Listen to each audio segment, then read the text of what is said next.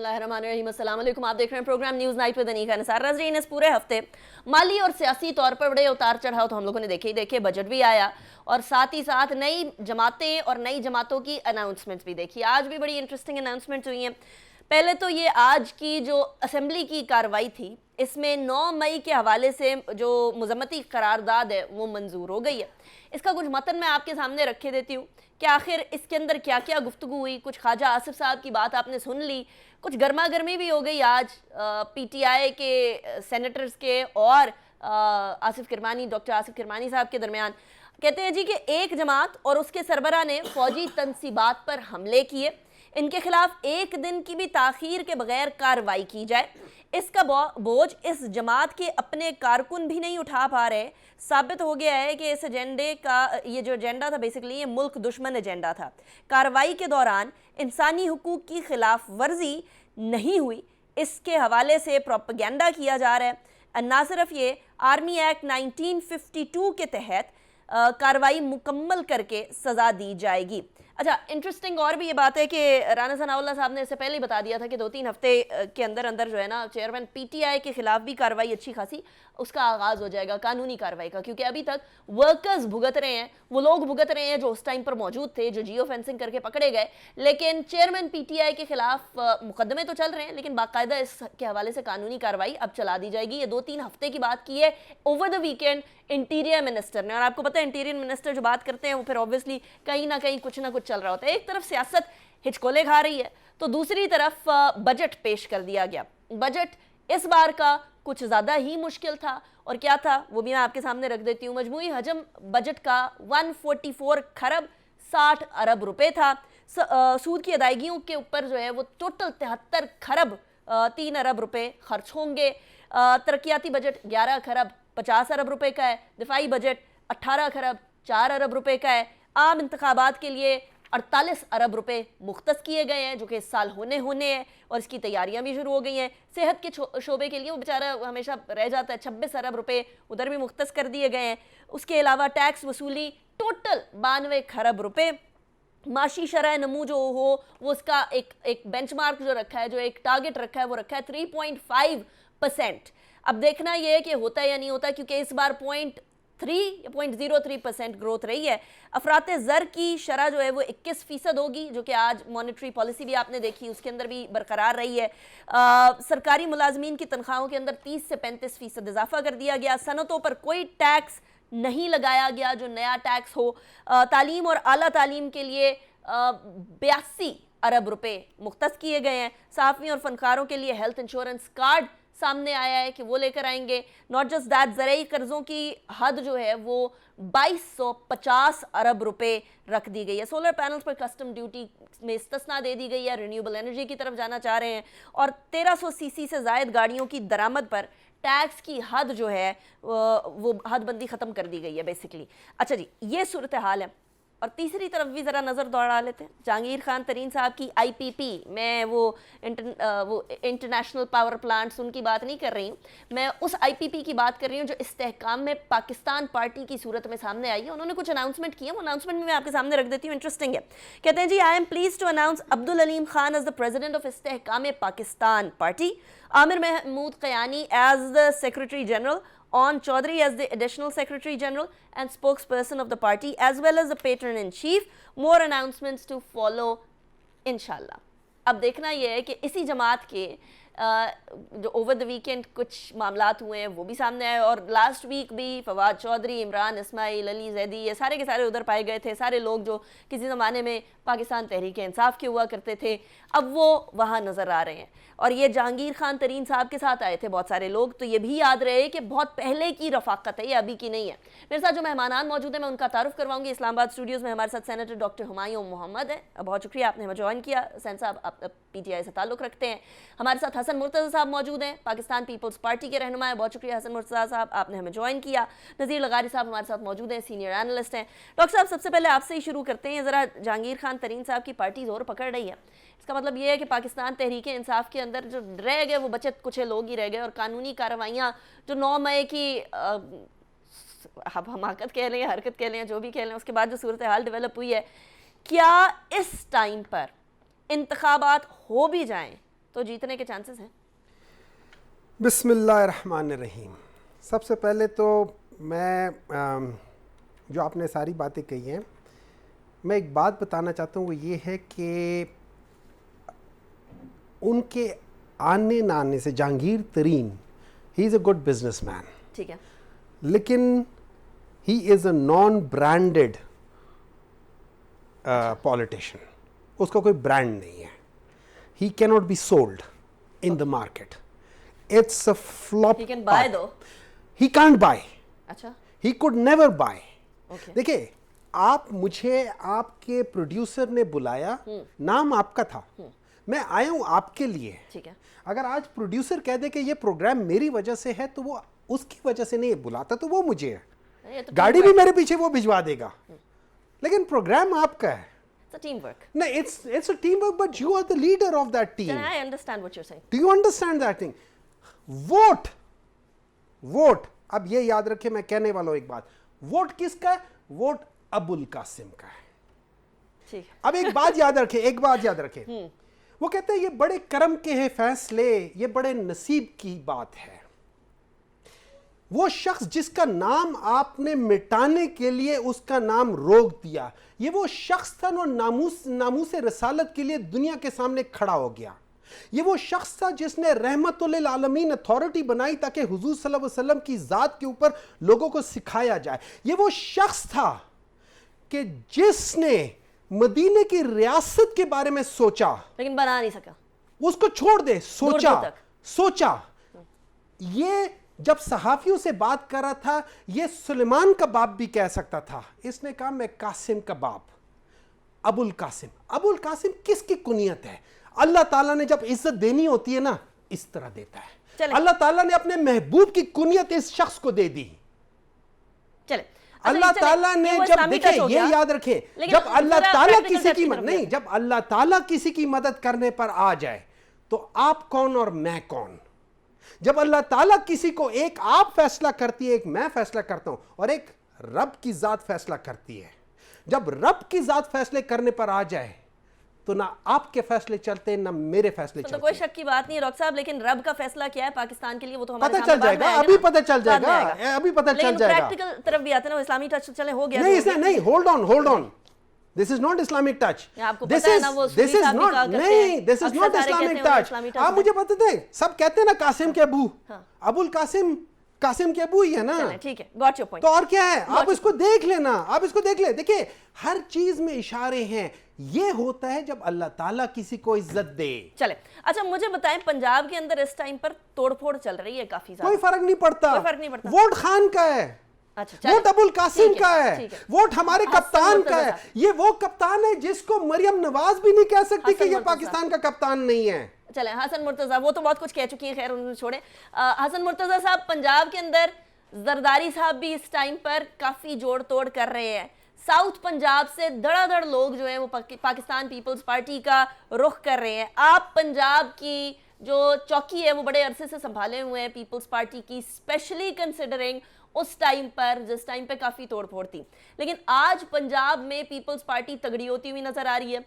इसके साथ साथ ही PMLN से दूरियां भी पंजाब के अंदर नजर आ रही हैं। आपके पंजाब के लोग कह रहे हैं कि हम बिलावल साहब से शिकायत करेंगे, हमें फंड्स नहीं मिल रहे हैं, हम लोगों को, PMLN के लोगों को मिल गए, हम लोगों को नहीं मिले हैं।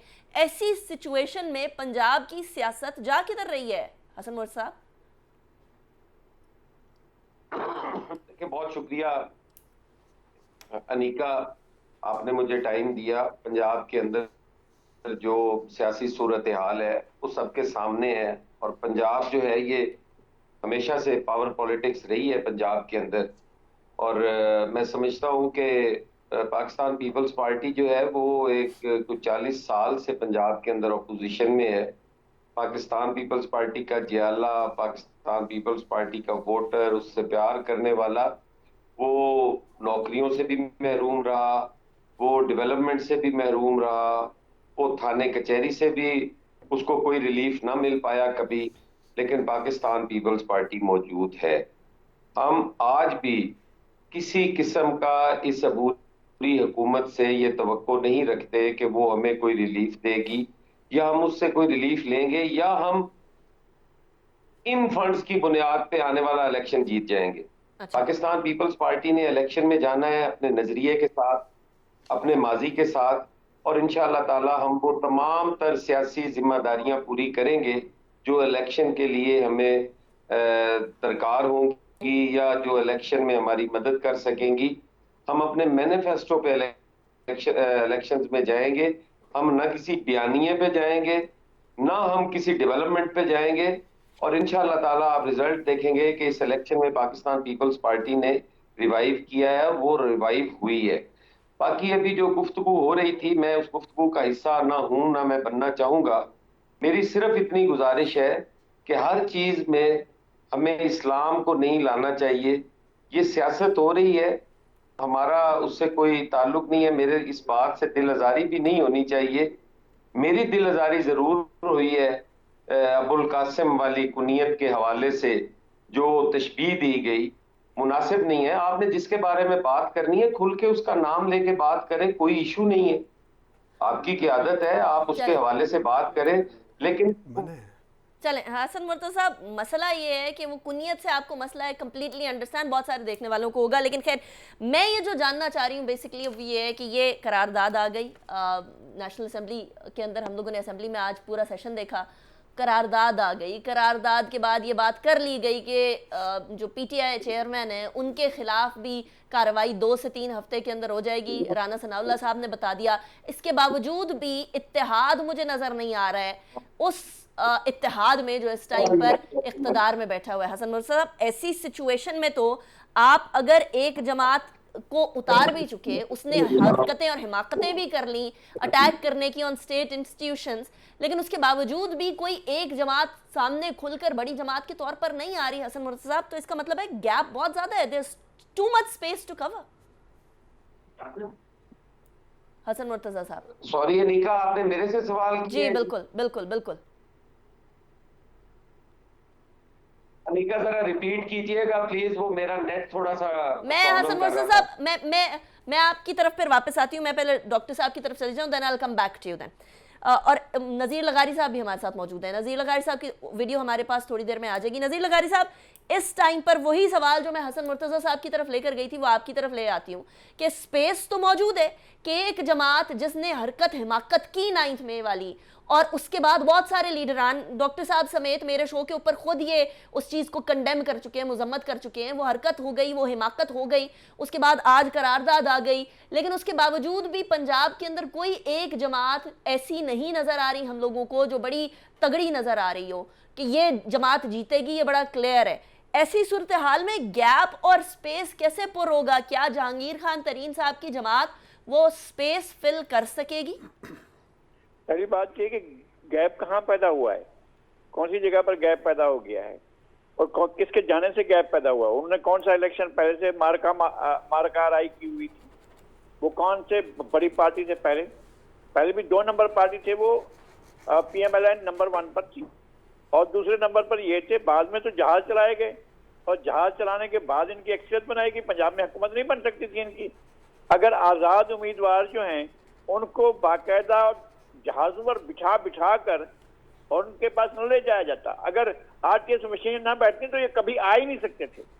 और जो लाने वाला सिस्टम जो लाए थे, जो लोग लाए थे, वो अब भी खुद भी शर्मसार हो रहे होंगे, शर्मिंदा हो रहे होंगे कि वो किसको लाए थे और कैसे लाए थे। कोई पॉपुलर जमात नहीं थी, एक 2 नंबर की जमात थी, अब भी इसी तरह से होगी। उसका कोई गैप नहीं हुआ है पाकिस्तान की सियासत में। पाकिस्तान की सियासत वैसी की वैसी मौजूद है और पंजाब की सियासत वैसे मौजूद है। पंजाब में एक बड़ी पार्टी पीपल्स पार्टी है, पंजाब में एक बड़ी पार्टी जो है वो PMLN है, और ये जो इनसे निकलकर भागकर यहाँ से वहां से आए हैं, इनको तो अभी अपना बयाना बनाना होगा और खुद उनको अपना किस बात का जवाब दे देंगे जो स्टेट पर हमलावर हो जाते हैं। और ये जो जिस तरह से मजहब की इस्लाहात को इस्तेमाल किया जा रहा है, और सुने हिस्ट्री में, तारीख में, ये बिल्कुल ये ब्लास्फेमी होगी अगर ये कोई अपने आप को अबुल कासिम समझने लगे तो। नहीं होनी चाहिए। आप एक शख्स की वजह से हुजूर की जात के साथ मिला देते हैं उनको। मैं कभी भी जिंदगी में कभी मैंने इस तरह का मजहबी कार्ड नहीं खेला, ना कभी खेलना चाहता हूं मैं। ये कौन सा तरीका है कि जिस तरह से नाम लिया जा रहा है? ये जाहिलाना बातें होती हैं, इस तरह की बातें चले नहीं की जानी चाहिए। I'll take डॉक्टर साहब रिप्लाई ऑन दैट। मैं ब्रेक की तरफ चली जाऊं, ब्रेक के बाद वापस आते हैं। उसके मैं पहले देता हूं इनको रिप्लाई। 16 मिनट हो गए हैं, मुझे ब्रेक की तरफ जाना है, उसके बाद फिर आपकी तरफ आती हूँ।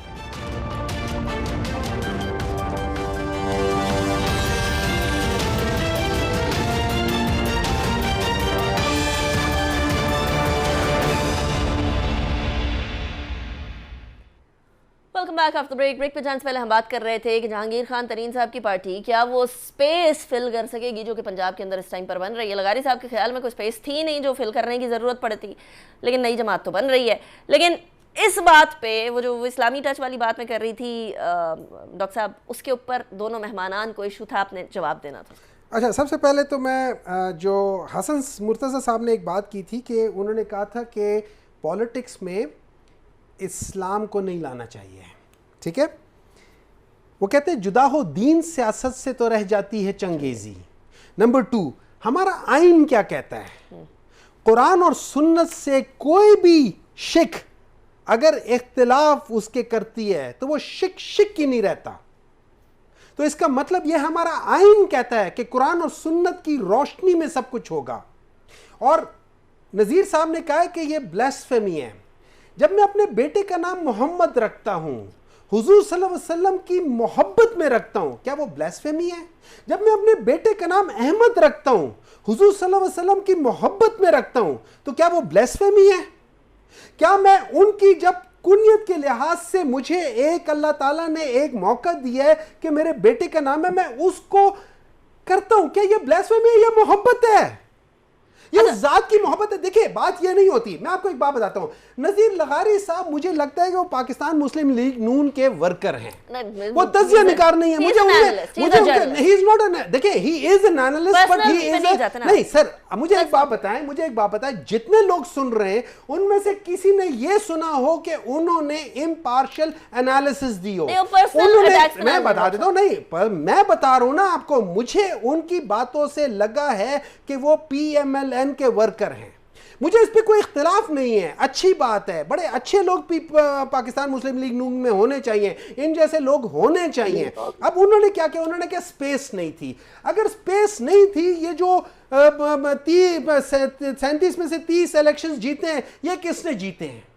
अगर स्पेस नहीं थी तो ये जो इतने ज्यादा जो 170 या 180 के करीब जो 156 के करीब जो सीटें जीती हुई हैं, वो किसकी सीटें थी? देखिए, बात ये है स्पेस इमरान खान ने अपनी क्रिएट की थी। और ये एक मिनट है, ये 2018 के इलेक्शन में नहीं हुई थी। ये उन्होंने इस टाइम पर वो लोग जो किसी जमाने में PTI के आंखों का तारा राज दुलारा और न्यारा प्यारा थे, वो सारे के सारे जा चुके हैं।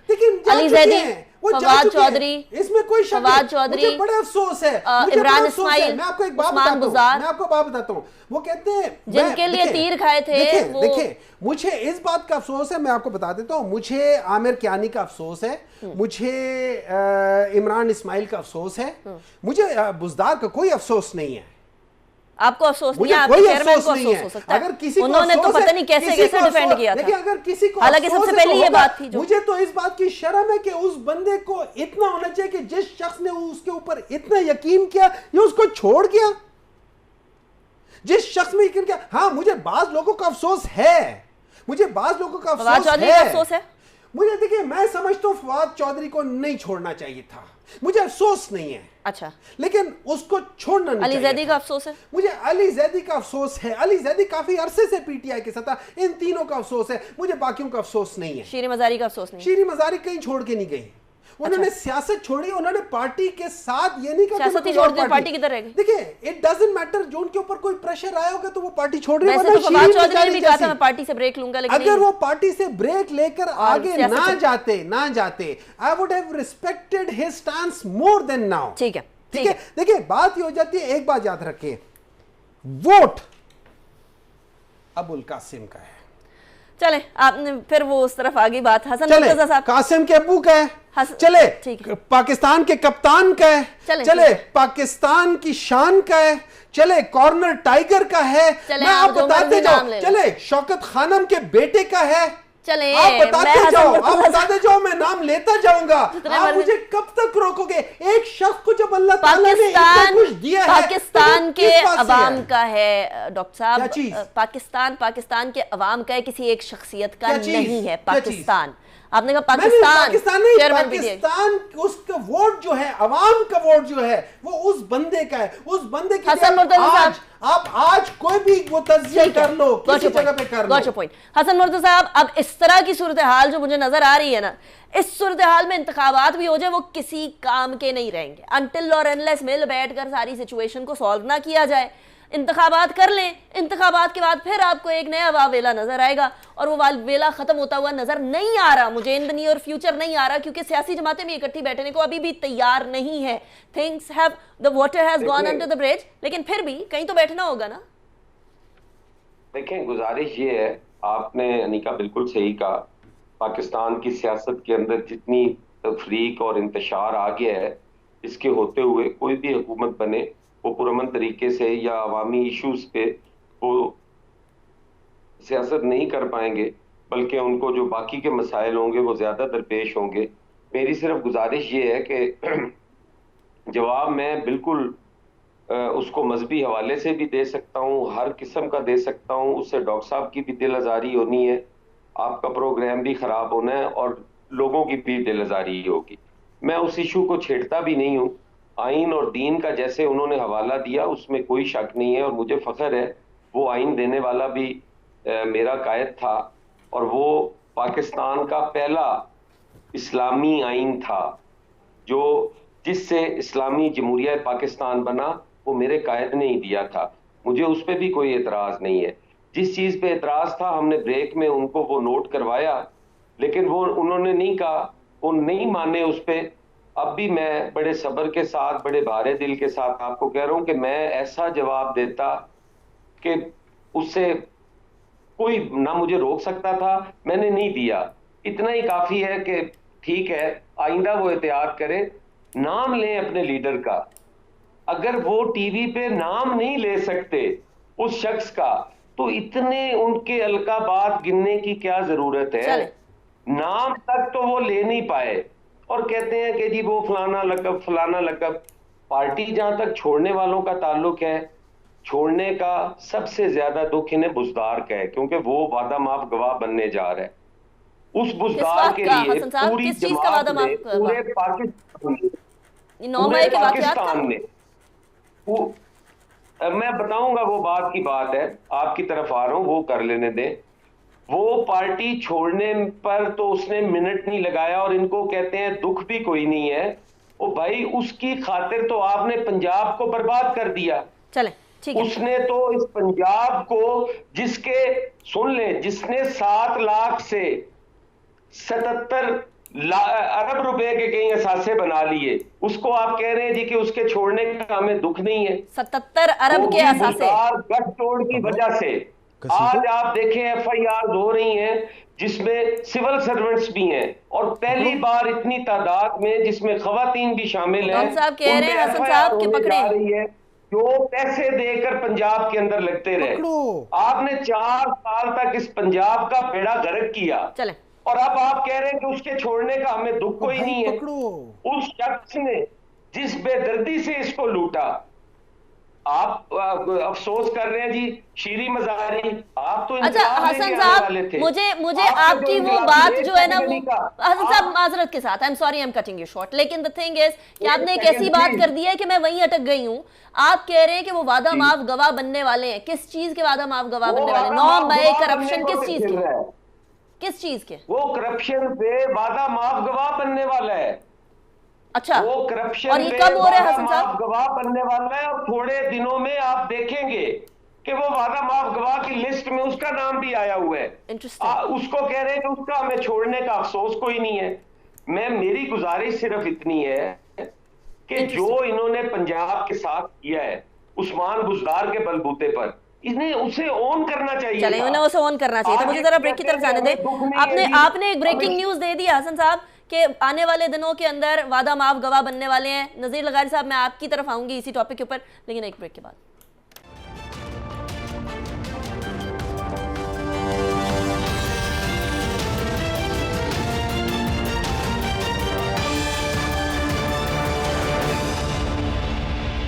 वेलकम बैक आफ्टर ब्रेक पे जाने से पहले हम बात कर रहे थे, लगारी साहब आपके सामने सूरत हाल है। अभी हसन मुर्तज़ा साहब ने कह दिया है कि जी उस्मान बुज़दार साहब भी वादा माफ गवाह बनने लगे हैं और कुछ बातें हुई थी, उसका शायद आप जवाब देना चाहें। देखें, उस्मान बुज़दार एक अकेले नहीं होंगे, उससे पहले जो वो कह चुके हैं अपना जो इनके वज़ीर इत्तलात थे पंजाब के चौहान साहब, वो जो कुछ कह चुके हैं वो वादा माफ गवाह वाली ज़ुबान नहीं है। और बहुत से लोग होंगे, डॉक्टर फिरदौस आशिक कमान होंगी, शहजाद अकबर अगर कानून के हाथ में आया तो वो होगा। और वो आपके एक डॉक्टर साहब हुआ करते थे जो आया करते थे कोरोना के दिनों में, वो डॉक्टर साहब कभी सामने आएंगे तो उनका भी पता चलेगा कि वो कैसे वो वादा माफ गवाह। और अगर ये आपकी इंटरपोल वाले लेकर आते हैं दुबई में बैठी हुई शख्सियत को, वो अगर आ जाते हैं तो फिर पता चल जाएगा एक एक चीज़ का। तो उस्मान बुज़दार के पास तो बहुत कुछ है, ऐसे थोड़ी है आपको अचानक उस्मान बुज़दार से ऐसी मोहब्बत क्या थी कि आपसे सब कह चुके, अपनी पार्टी के लोग कह चुके, इवन सेनेटर हुमायूं साहब कह चुके कि भाई ये मुसीबत है, इस मुसीबत को गले से निकालें। लेकिन वो बहुत प्यारा था, अपनी जान से लगाया हुआ था। और उनके सबसे प्यारे जो क्रिकेट के साथी थे, वसीम अकरम प्लस कहा उसको, और उसकी शान बयान की कि उसकी शान ये है जो वसीम अकरम क्रिकेट में था उसका भी ये प्लस है, और उसको साथ लगाया होता। तो ये तो हम जानते हैं ना, कम से कम मैं तो बता सकता हूँ ना कि मेरा वो ज़िला है, मैंने वो जगह देखी है, मैंने वो इलाका देखा है, मैं इनके वालिद साहब को जानता हूँ, मैं इनके दादा को जानता हूँ, मुझे पता है कि किस तरह से हुआ है इस सूबे के साथ, यहाँ के लोगों के साथ। अच्छा, अगर वादा माफ गवाह लगारी साहब, उस्मान बुज़दार साहब वादा माफ गवाह बन जाते हैं तो किधर तक जाएगा ये मामला? दो सूरतें होंगी, वादा माफ गवाह नहीं बनेंगे, हो सकता है बन जाएं, लेकिन उन्हें खुद बहुत बड़े ज़्यादा कॉन्सिक्वेंसेस को फेस करना पड़ेगा। उनके सामने बहुत सी चीज़ें हैं होंगी ऐसी, और पूरी लिस्ट रखी हुई थी, हमारी नज़रों से भी गुजरी थी कि उन्होंने क्या क्या किए हैं। और अगर वो ये कह देते हैं कि ये मैंने उनके कहने पर किए हैं जो मुझे वसीम अकरम प्लस कह रहे थे, आप समझ रहे हैं कि जनाब पॉपुलरिटी जो है ऐसी ज़मीन में रखी हुई है, कई लोगों को मिल जाती है। ये कैसे हो सकता है कि वसीम अकरम प्लस जो है वो विलन बना हुआ हो और उसकी वसीम अकरम प्लस बनाने वाला जो वो हीरो बना हुआ हो? ये कैसे हो सकता है? ठीक है, मैं यही कह रहा था कि बयानिया झूठ है, ये टोटल बयानिया गलत है। भाई मैं आपके प्रोग्राम में एक से ज्यादा मरतबा कह चुका हूं कि ये बयानिया बनाया गया है कि ओ बंदा बड़ा पॉपुलर है। ना बंदा पॉपुलर था, ना बंदा दयानतदार था, ना बंदा ईमानदार था। यार ये कैसे कैसे लोग उसके साथ थे, उनको पता नहीं है। ठीक है, यानी हम सियासी बात करते हैं, अगर हम सियासी तज्जिया करते हैं तो हमें तो किसी पार्टी के साथ, उन पार्टी वालों से पूछो, वो तो मेरा नाम भी सुनना गवारा नहीं करेंगे। मैं वो उस पार्टी में मुझे शामिल कर रहे हैं, बड़े कमाल की बात है। मैं ये कहता हूं मैं हर पार्टी पर तनकीद करता हूं। ठीक हो मुझे गया। सबसे ज्यादा पाकिस्तान को जो नुकसान पहुंचा है वो इस शख्स ने पहुंचाया जिसका नाम ले रहा हूं मैं, इमरान खान ने इस मुल्क को नुकसान पहुंचाया, इस मुल्क की हैसियत को नुकसान पहुंचाया। इस मुल्क के स्टेट पर हमलावर होना, कोई आज तक नहीं हमलावर हुआ है, कोई हमलावर नहीं हुआ स्टेट के ऊपर, रियासत के ऊपर, रियासत के इदारों के ऊपर बाकायदा अटैक किया, हमला किया और कहा कि दोबारा मुझे पकड़ोगे तो दोबारा यही कुछ होगा। यार कमाल करते हैं आप। चले आपका जवाब आ गया लगारी साहब, आपका जवाब आ गया। देखें, मेरे पास तकरीबन 1-1.5 मिनट रह गया। क्लोजिंग रिमार्क्स डॉक्टर साहब। देखिए इस तरह है कि अगर लेट्स से बुज़दार साहब कहते हैं कि मैंने इसकी उसमें किया, सबसे पहले तो उनको प्रूफ करना पड़ेगा कि यार मैंने उसकी वजह से किया। उनको प्रूफ करना पड़ेगा कि मैंने इमरान खान के अकाउंट में पैसे डाले, उनको प्रूफ करना पड़ेगा। वो है, आप एक तरफ ये कहते हो कि फलाने के बेटी, बेटा, बीवी का उससे कोई ताल्लुक नहीं है, वो बच्चे जो 18 साल की उम्र में आए नहीं थे अरबपति हो गए, आप यहाँ पे कहते हो उनका कोई ताल्लुक नहीं है। दूसरी तरफ आप कहते हो कि वो सारे जो ब्यूरोक्रेट्स हैं जिन्होंने अरबों रुपए मारे, अरे भाई पकड़ के रगड़ दो उन सबको। जिसने करप्शन किया उसको रगड़ दो। उसने मेरे मुल्क के साथ ज्यादती की है, उसने मेरे मुल्क के साथ ज्यादती की है। और रही बात, एक मिनट ठहर जाए। देखिए ना, अगर मैं सच बात बताता हूं, अगर इमरान खान को पता होता कि ये करप्शन कर रहा है और किया है तो वो इसको कभी डिफेंड ना करता। एक बात। नंबर 2, आप बिल्कुल नज़ीर लगारी साहब ने सही कहा है कि इस मुल्क को नुकसान में देखें। मैं एक दफा फिर कहता हूं 9 मई को जो तोड़फोड़ हुई है उसने जिसने किया उसको पकड़ के रगड़ दो। जिसने करवाई है। एक चीज ठीक है, फ्लैग फॉल्स फ्लैग भी तो हो सकता है। अच्छा ठीक है, जिन्होंने किया उनको पकड़ के रगड़ लो, बाकी उसके पीछे माइंड चलिए। किसका वो बाद में करेंगे। लेकिन वक्त खत्म हो गया। लेकिन वो लोग भी हैं जिन्होंने जाके इंटरनेशनली कहा हुआ है कि जो इंडिया जी, में हसन साहब। जिन्होंने इंडिया में जाके चले। बॉम्बिंग की है डॉक्टर साहब, या इंडिया में बॉम्बिंग की है वो टाइम खत्म पाकिस्तान हो से गया। हुई I have 30 है। उससे seconds closing ज्यादा इस मुल्क को नुकसान नहीं पहुंचा। हसन मुर्तजा साहब, पूरी closing दुनिया में remarks. उससे ज्यादा नुकसान Closing नहीं हुआ। remarks, मेमो हसन गेट को मुर्तजा पूरी साहब. दुनिया में नुकसान नहीं पहुंचा। I have 30 seconds, हसन उसमें मुर्तजा डॉन साहब, लीक्स का आपकी- नुकसान नहीं हुआ, विकीलीक्स का नुकसान What's नहीं your point, पहुंचा। डॉक्टर साहब? हसन मुर्तजा साहब 30 सेकंड्स। अगर सारों ने रगड़े जाना है तो फिर इकरामुल्लाह न्याजी भी जाएगा, इमरान भी जाएगा, बुशरा भी जाएगी, गोगी भी जाएगी, फिर कोई भी नहीं बचेगा। जाने देना खानदान सर, में। जाने दें, देखते हैं ना कि कौन जाता है कौन नहीं जाता। आप बिल्कुल, आपका सही मुतालबा है और 9 मई के कराने वाले जो है वो जिम्मेदार है। आम आदमी का बच्चा सजा नहीं होगा। चले। देख उनको ले कि एक आपके साल सफों में से तक कोई ना निकल आए। गुमराह करने वाला सजा होगा, उनको उनके जज्बात से खेलने वाला सजा होगा। ठीक हो। झूठ बोलकर बहकाकर उन बच्चों को आर्मी तनसीबात पे हमला कराने वाला जो है वो सजा होगा, देख उसको लो सजा कि होगी। आपके सफों में आम से आदमी कोई का ना बच्चा निकल आए। नहीं होगी। मुर्तजा साहब, thank you very much for joining me. Doctor Humayun Mohammad साहब, बहुत शुक्रिया आपने ज्वाइन किया। नज़ीर लगारी साहब, थैंक यू वेरी मच। इसी के साथ प्रोग्राम को इख्तिताम की तरफ लेकर जाते हैं। क्या होगा आगे वो तो वक्त ही बताएगा। Let's stay tuned. अल्लाह हाफ़िज़ नासिर।